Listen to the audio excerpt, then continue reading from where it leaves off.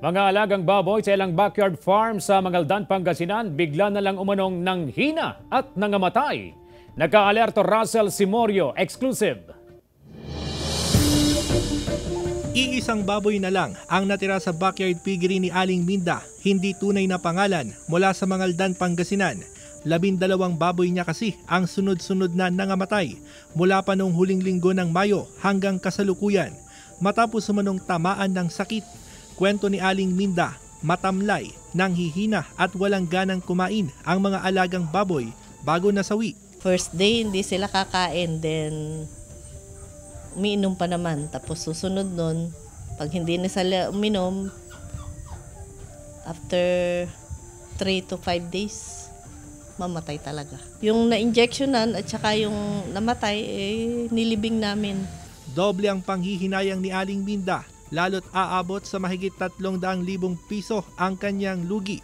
Ilan pang backyard hog raiser ang nakapagtala ng mortality sa mga alagang baboy.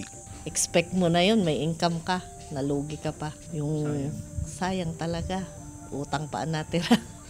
Yung walang sakit, binenta na agad kahit palugi.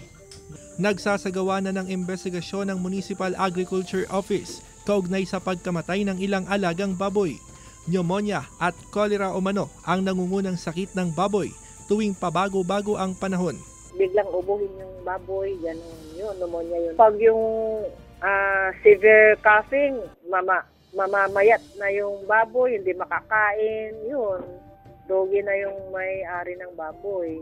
Kinumpirma ng Department of Agriculture Region 1 na nakatatanggap sila ng report hinggil sa mortality sa mga alagang baboy. Patuloy na kinoconsolidate ng DA ang datos. Yung African swine fever virus, wala pa siyang bakuna, wala naman siyang gamot. And then yung characteristic ng virus natin talagang hindi siya basta-basta namamatay. Kasama si Jing Dakanay, Russell Simorio, 1 North Central Luzon.